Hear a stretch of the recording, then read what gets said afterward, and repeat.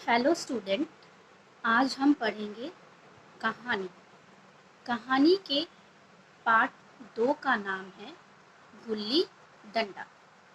गुल्ली डंडा के लेखक हैं मुंशी प्रेमचंद। मुंशी प्रेमचंद का जन्म सन 31 जुलाई 1880 में वाराणसी के निकट लम्ही गांव में हुआ था।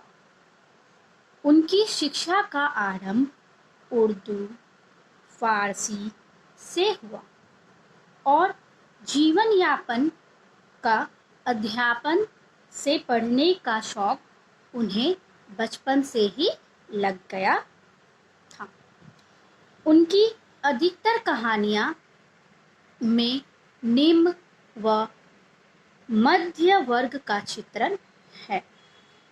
इनकी प्रमुख कहानियां हैं जैसे कि पूस की रात, बूढ़ी काकी, दो बैलों की कथा, गुल्ली डंडा आदि।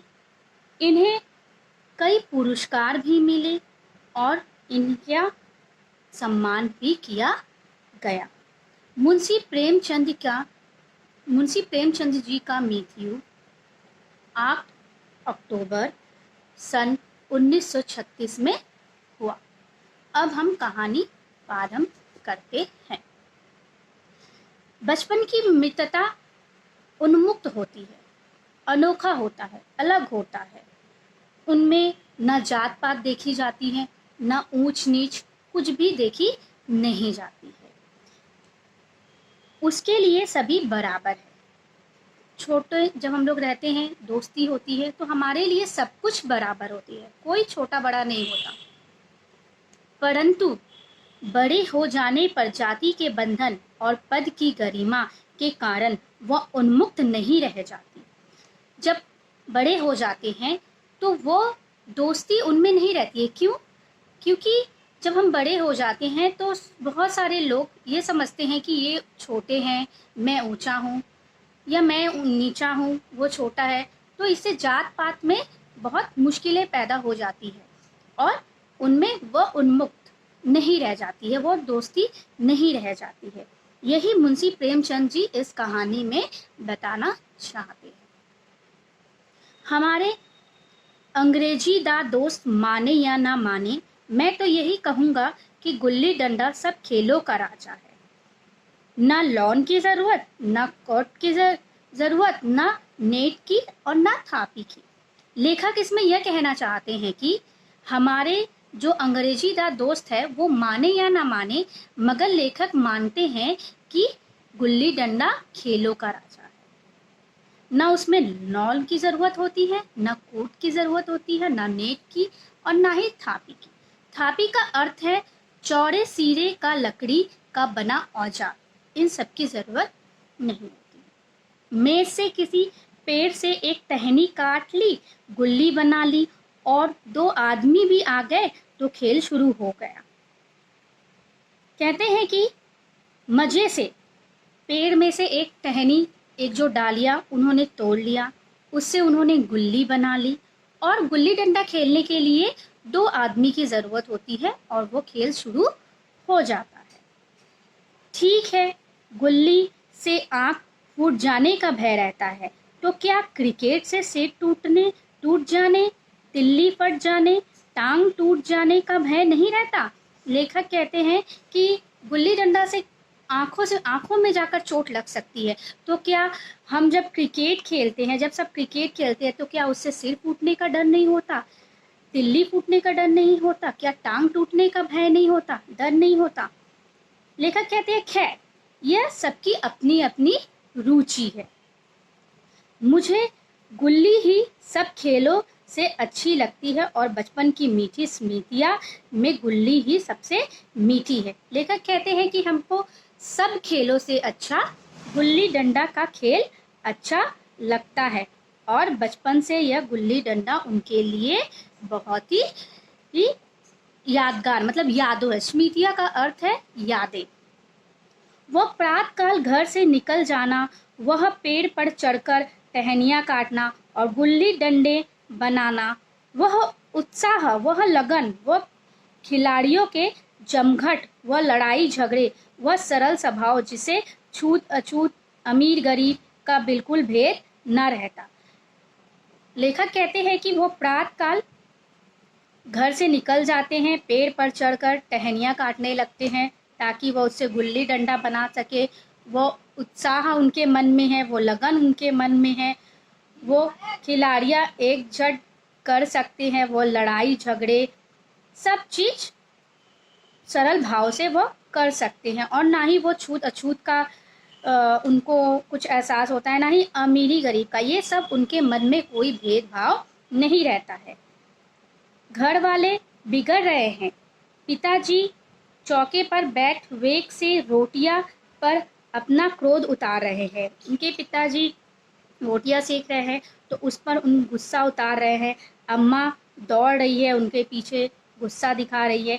केवल द्वार तक ही उसकी अम्मा खड़ी रहती है, लेकिन उनकी विचारधारा मेरे अंधकारमय भविष्य टूटी हुई नौका की तरह डगमगा रहा है, और मैं हूँ कि न नहाने की सूधी न खाने की। लेखक कहते हैं कि उनके माता पिता उनके आने वाले भविष्य के बारे में सोचते हैं और उन्हें वह भविष्य अच्छा नहीं दिखाई देता है, और लेखक हमेशा न खाने का चिंता रहता है उन्हें, ना खेल मतलब नहाने का, इन सब के बारे में लेखक कुछ भी नहीं सोचते हैं, पर उनके माता पिता सोचते हैं। मेरे हमजोलियों में एक लड़का गया नाम का था। उनके हमजोलियों में एक गया नाम का लड़का था। मुझे 2-3 साल बड़ा है, मुझसे 2-3 साल, यानी लेखक से वो 2-3 साल बड़ा था। कौन? गया। वहीं हमारे गुल्ली क्लब का चैंपियन था। उनके वहाँ क्लब था और वह चैंपियन था। कौन चैंपियन था? गया चैंपियन था। जिसकी तरफ वह आ जाए उसकी जीत निश्चित है। वो जिसकी तरफ भी वो आ जाए उसका जीत निश्चय ही निश्चय है। हम सब उसे दूर से आते देख उसका दौड़कर स्वागत करते थे। जैसे ही गया को वो आते देखते थे और लेखक और बाकी सब उनके पास दौड़ते जाते हुए उनका स्वागत करता था। किनका? गया का। लेखक और उनके कुछ दोस्तों। एक दिन हम और गया दो ही खेल रहे थे। एक दिन गया और लेखक खेल रहे थे। वह पदा रहा था, मैं पद रहा था। पदा का अर्थ होता है दौड़ा रहा था।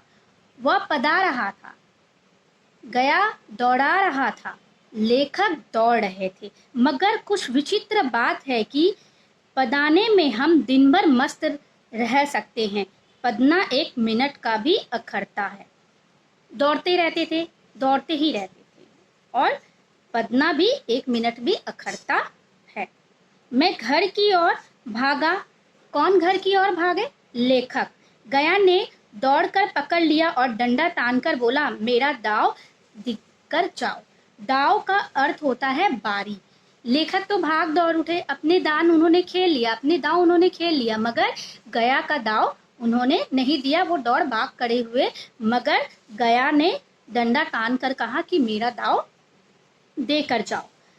पदाया तो बड़े बहादुर बनके, पदने के बेर क्यों भागे जाते हो? पदाया तो बहुत, दौड़ाया तो बहुत, अब पदने से दौड़ते हुए क्यों भागते जा रहे हो? तुम दिन भर पदाओ तो मैं दिन भर पदता रहूं? लेखक कहते हैं तुम मुझे दिन भर दौड़ाते रहो तो क्या मैं दौड़ता रहूं? तो गया कहता है हाँ, तुम्हें दिन भर दौड़ना पड़ेगा ना। तो लेखक कहते हैं ना खाऊं ना पीने जाऊं, कुछ भी ना करूं। गया कहता है हाँ, मेरा दाव दिए बिना तुम कहीं नहीं जा सकते। पर लेखक कहता है मैं घर जाता हूँ, देखूं मेरा क्या कर लेते हो। लेखक ऐसे गया से कहता है। तो गया कहता है घर कैसे जाओगे? कोई दिल लगी है, दाव दिया है, दाव लेंगे। दाव जैसे तुम्हें खेलने की बारी दिया मैंने, मैं अपना भी दाव आपसे लूंगा। मैंने उसे दांत से काट लिया। उसने मेरे पीठ पर डंडा जमा दिया। मैं रोने लगा। गया मेरे इस अस्त्र का मुकाबला ना कर सका, भागा। मैंने किसने? लेखक ने गया को काट लिया और गया ने उसके पीठ पर डंडा मार दिया। किसके पीठ पर? लेखक के पीठ पर। और लेखक रोने लगा। गया मेरे इस अस्त्र का मुकाबला ना कर सका, उनका मुकाबला नहीं कर सका गया। मैंने तुरंत आंसू पोंछ डाले, डंडे की चोट भूल गया।